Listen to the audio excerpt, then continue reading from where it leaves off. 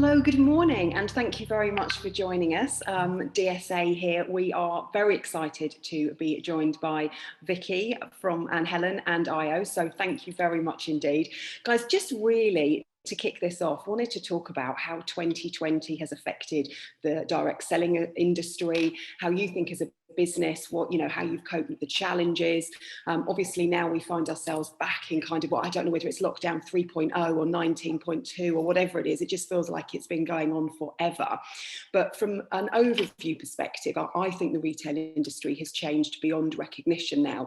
I think that it won't go back to that kind of leisure activity of cruising around shops. And they always say, as human beings, after 6 weeks, our habits have changed and we've started to do things a little differently. And obviously, we're way past 6 weeks now. We're almost a year into this sort of social distancing and mask wearing and having to shop very differently. And I think every time there's another lockdown, we've almost sort of had to change how we buy things and how we consume goods and what that looks like. And now obviously the borders being closed, and you'll see from the background here, I'm not in the UK because I haven't been able to get back. So there's this strange element of, this kind of transient way we live. But I think with that comes huge opportunity for the industry. So I guess my kind of question to you is, how did your company and your sellers adapt to the COVID-19 pandemic, and what learnings did you have? And also, equally as important, what will you take into 2021 that actually has really set you up that when we come out of this eventually, you won't ignore and you'll take those learnings and then kind of really grow with them? And I think Vicky, if I can start with you and maybe a brief introduction about your company, then it'd be great to hear from you. Yes, thank you very much, Susannah, and thank you for inviting me on this morning, and hello to my fellow members as well. I'm from Arbonne International. I look after UK and Poland. Just to sort of dive straight in, I was so interested on this topic, Susannah, because these are the things that keep me awake at night, reflecting on last year, but also thinking, oh my gosh, how do we thrive again in 2021? Because fortunately, we have thrived. We're a 100% online business as it is. All of our orders, all of our registration, it's a complete open portal. So it's been like that since 2007. So we were very fortunate in that all the disruption actually didn't matter to us, because our consultants and our consumers were still doing what they did and order through the website, get all the information through the website. But I appreciate that's not been the same for everyone. And that's not actually the thing that either made us work well during the last few pandemic lockdowns. But I think if I was to sum up what really helped us as a business, it was about staying connected. And I don't just mean with our field or our leaders, I mean with our consumers. And very importantly, which does tend to sometimes get forgotten, our staff in the background, who probably had to adapt way more than our field has. Our field are all independent, self-employed people. This is what they do, and they do well. They adapt, they're very agile, they are very connected already with their people in their teams. So to some degree, this was just what they do anyway. They just had to do more of it. But I think for our people, our staff, it was a very different point of view in terms of connection. So if I just bring it back, Susannah, to about staying connected, we held many more live events, live trainings, meetings with our leaders. And it wasn't necessarily for any specific reason other than to say, how are you all? What can we help you with? And is there anything we can do that's going to make your lives easier? Whether or not you're used to running your business online, it still doesn't mean that you're coping well with being so confined when you are possibly a very sociable person. Our consultants love meeting people. They love the group scenarios of touching someone's hand, whether or not we're in a virtual world, the human contact of touching someone's hand is so important. And I think mentally people found that very challenging. So we were there when people wanted us to be there. We provided reassurance about inventory, about our delivery services, because a lot of people in the early days of lockdown were concerned that we couldn't get product to the doors of their teams. We were 100% operational. We have a great delivery service, and we had the inventory. But I think it was a lot of those conversations of just talking, how are you? What can we do? How are you feeling? And is there anything as a business we can support with, particularly when the energy's been low? But really, in summary for our field, Susannah, they've thrived. They've stayed connected with each other. And I don't just mean from a selling or business perspective. It's about looking after each other, making sure everyone was okay. We've had yoga clubs going on, meditation sessions, Peloton competitions, you name it, they've done it. We even had a cooking club with people using some product to do pancake recipes. So it was about keeping people together, active, energized, but also looked after. I think business to some degree came second for a lot of people because they just wanted to look after each other and make sure that they were doing the right thing. So lots going on. Our staff, as I mentioned earlier, have found it more challenging. I think the separating your home life from your work life has been more difficult for them. They don't work like the consultants do. A lot of them have been homeschooling like you have been, Susannah, and that's been a challenge.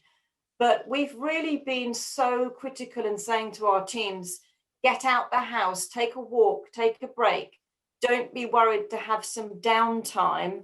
And if you're feeling bad, just tell us, but close your laptop, walk away, call us, or come back to it later. And I think that engagement's really, really helped with them.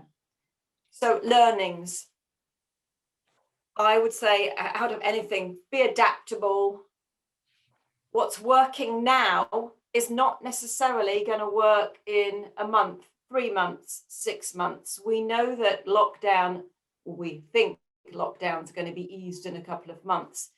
But does that mean everyone's going to go on holiday rather than building their business? So we've got to be prepared and really think about how we're messaging on social, how we're leaning into our consultants and really helping them, again, get back out into the real world.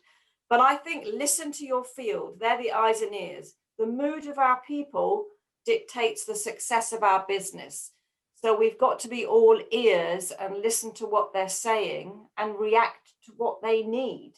I would also say from a staff perspective in the future, we know work from home can work. Our business may never look the same. Do we need an office? We've got to think about that. People can still be productive and engaged.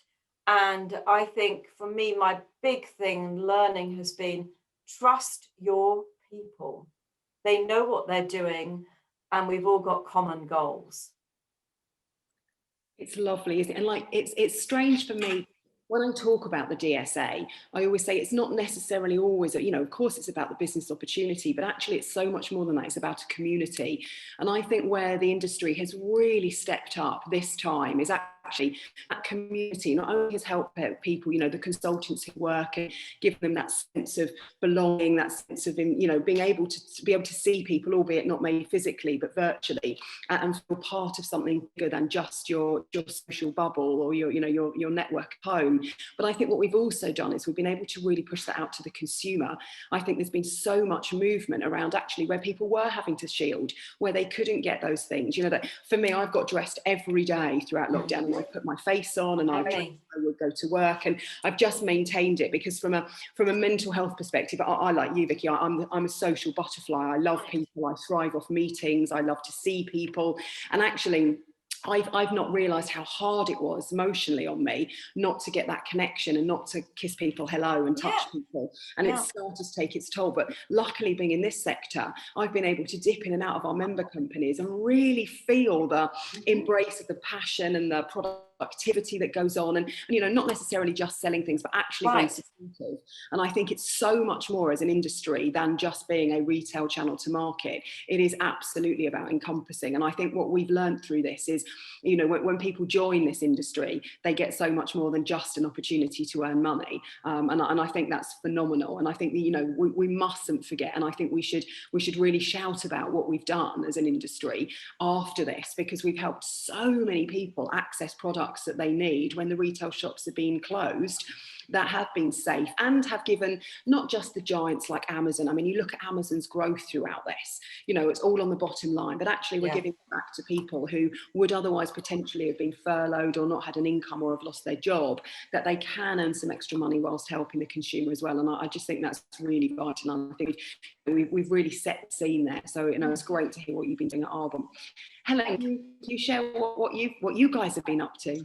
Yeah, so echoing really what Vicky's saying, we've put all our time and effort obviously into expanding digitally, which the nature of our business was very much hands-on. It's a chemical-free cleaning, which if you're going to be in a pandemic, you know, it's not a bad business to be part of, because people are looking for cleaner ways, of course. And the problem that we faced with that was that in terms of our training, it was very much hands-on. So even in terms of delivering the goods to our consumer and our client, we encouraged the consultant to go and almost do a one-to-one, a face-to-face with that customer.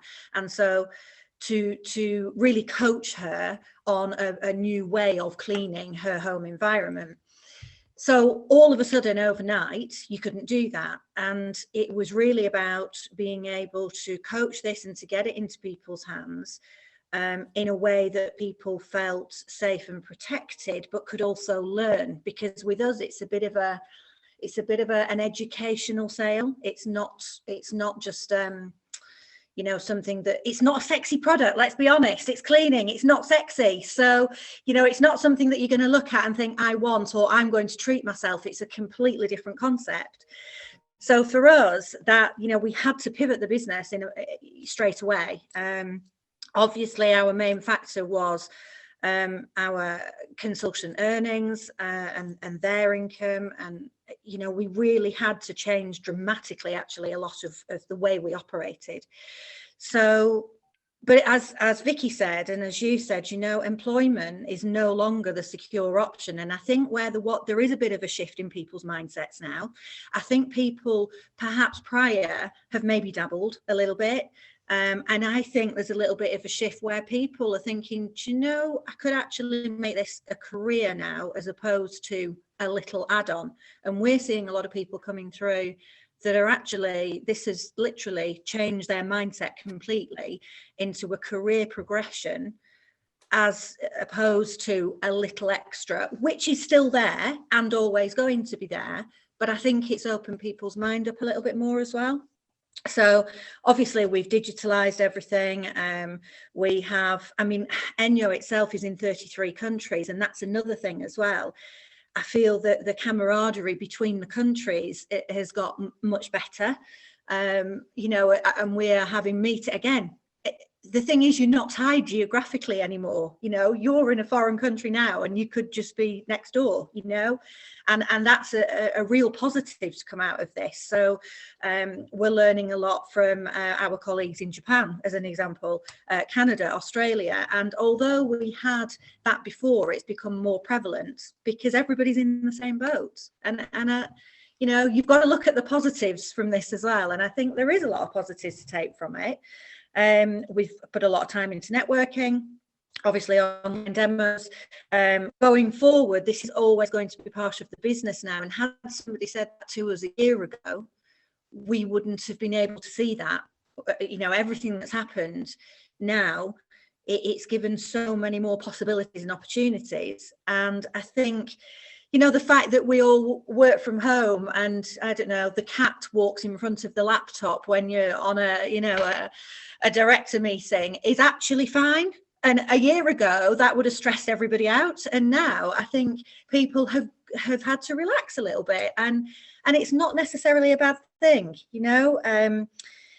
The fact that you're spending more time with families, of course, a lot of our consultants are homeschooling as well, and that's something that we've all had to deal with.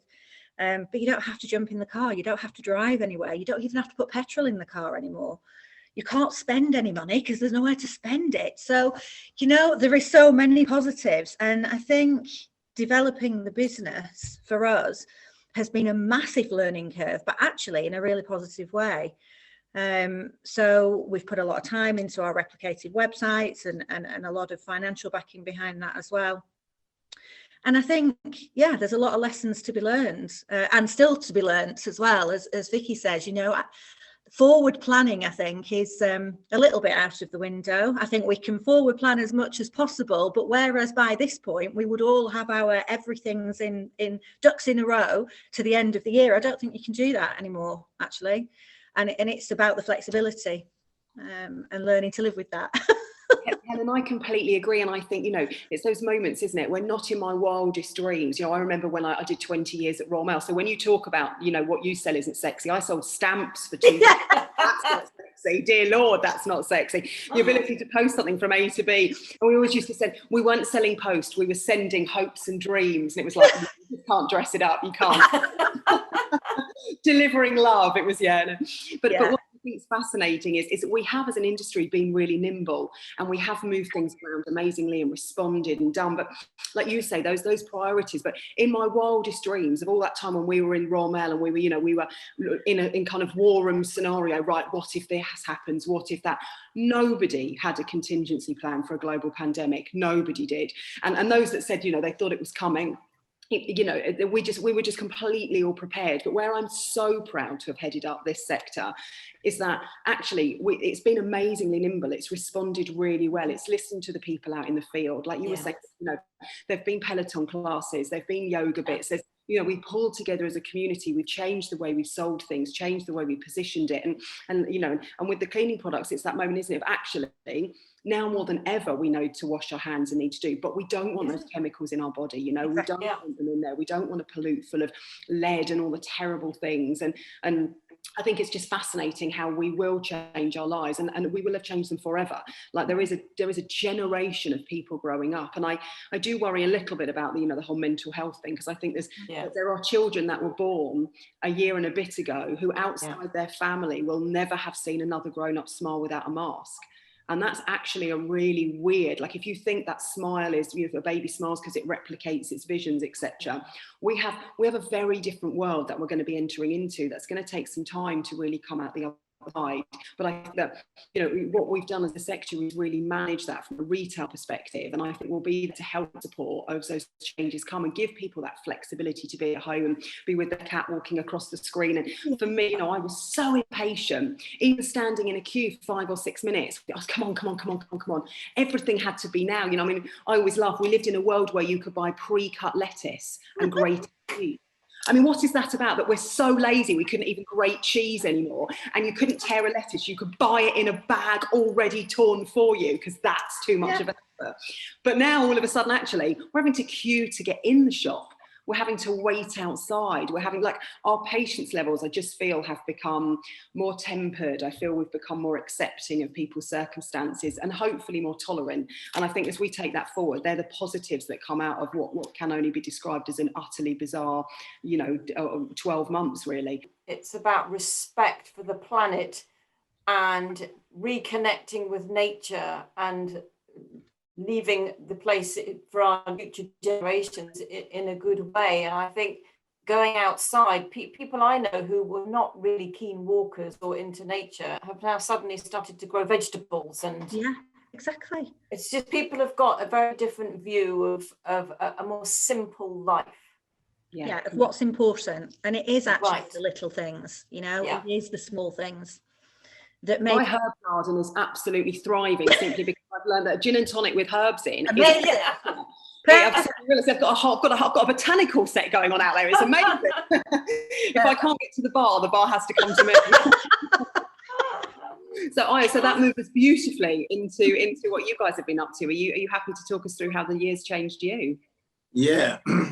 Excuse me, sorry. So as you know, in our business in Saladmaster, we're into cooking, obviously, and our whole business model is based on coming and cooking for you. Well, so we were like a 747 that went into a nosedive, basically, because that stopped them. We didn't have an online business, we didn't have an e-commerce business.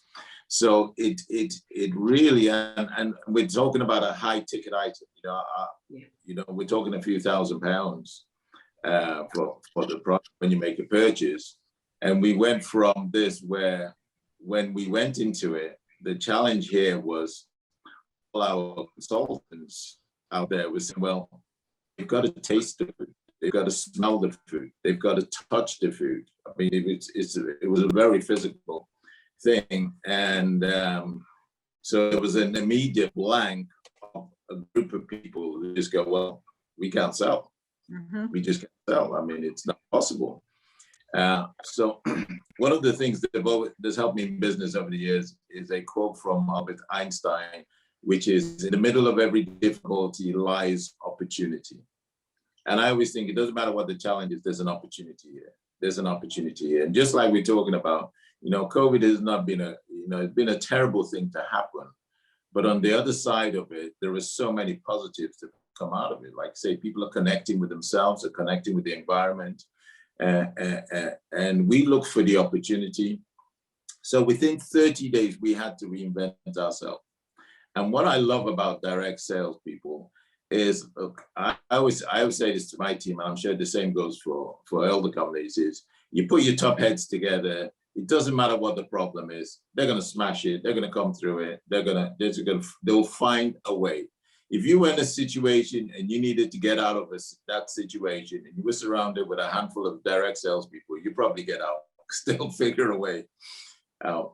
So we got our team together, everybody brainstormed, and we moved our whole model. Whereas this is our 75th year, 2021 is our 75th year. And we took a 74-year-old company that hasn't been online, and we switched it around in 30 days. Amazing. And we didn't have total buy-in, but we had some people got in, and then we got some traction. And then what I created was a series. We're in over 50 countries. And in January of 2020, I was actually on Australia in just doing a life-changing event. Then I was going from there to Korea. Korea was the first one to cancel. We'd never had a life-changing event cancel. And that canceled, I came back to the UK, and we've been on lockdown since. So we moved our whole business online. I created a thing we call Globe Talk, where we connected with everybody globally, which we weren't doing. We was physically, you fly to this country, you do your meeting, then you fly to another country, and so on and so forth. Now we're connecting with everybody. And the positives here, I can be 10 different countries in one day, and I haven't even left home. And it's been fantastic in many ways. And we learned new ways. We changed our presentation. I've got to tell you something that's really funny before I wrap it up, is so when we were doing the transition, you got to remember the team is saying we have to cook, but you're doing it now on Zoom. So you're now cooking for this person. They can't take the food, they can't touch the food, they can't smell the food. But what would happen with our consultants after about 2 or 3 appointments, they go, you know what, I've got so much chicken, I don't know what to do with the chickens. so it's hilarious. So then we said, well, they can actually see it. And I just kept saying to them, I says, Amazon has built $1 billion organization online. I says, online is not new, it's just new to us. Don't confuse the two. And cut long story short, we started recording the cooking presentation. And so we play that and we go through it. So we've changed a few things. We've learned a lot. We're still learning. We're still growing. Our head office team, staff team stepped up. I mean, I'm so proud of them, what they did. Everybody really just stepped up. And we went on to have some best months in business ever in the history of the company. Amazing. From a nosedive. And, you know, we're in this new normal. We know things that keep changing, but we are very flexible. The spirit of direct sales is so powerful. In the whatever the challenge is, that, you know, we'll find a way. We'll find a way. So long as ethical and honest, we will find a way and make it work. And so I'm so proud of my team. And this year, 2021, is our 75th year anniversary. We're growing, we're expanding, we have big plans. And if things were to go back to normal, we've now got another leg of our business we never had. Yeah. And that's allowing us to connect globally in there. So that will always be there. The face-to-face will still be your best line, because some people are like that. But we have a new group of people who don't know the past. So they've joined in a virtual world, in a digital world. They've gone online, they've learned their presentation, they're getting their business online. So they wouldn't even know what to do if they came into your home to do a presentation. Yeah. So that group, the longer this is taken, and the more it's allowed us to begin to develop that new group of people. So we, you know, touch wood, we are doing great, and 2021 is looking very good.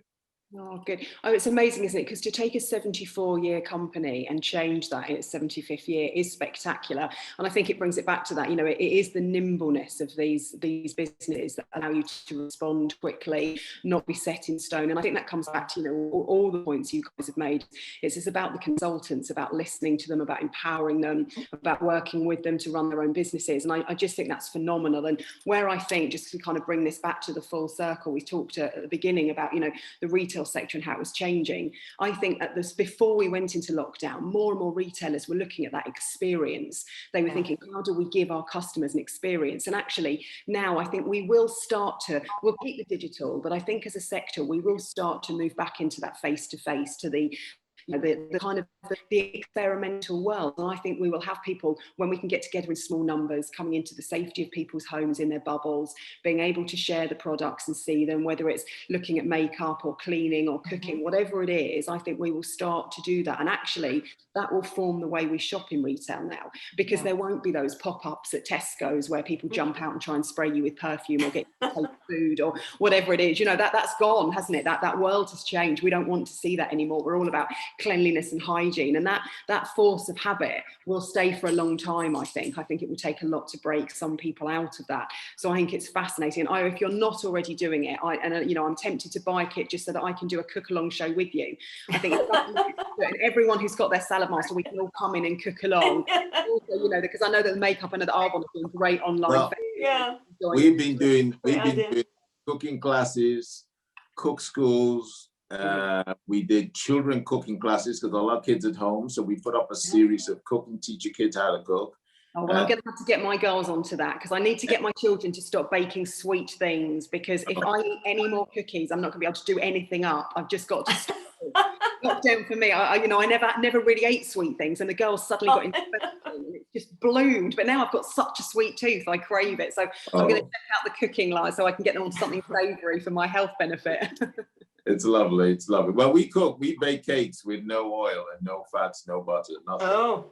It's all done in a healthy way. I need that recipe. I was going to say, I'm sold. Oh, well, listen, guys, thank you so much for joining me for this. I think the one thing that we've learned from all of this is that, you know, you can't plan, as it were. You sort of just have to go day by day. I think it's made us all far more fluid in our businesses. Our strategy is about keeping our people happy and our customers happy. And actually, if that's our going strategy moving forward past 2021, that's a pretty good sector and a pretty good place to be in, isn't it? For sure. So thank you very much for joining me, Vicky, Helen, Ayo. Thank you so much indeed. It's been lovely to catch up, and I'm looking forward to seeing you in person at some point. Yes, lovely. Thank you. Lovely to see you all. Thank you for having us on the call. Thank you very much. Thanks, Susannah. Bye.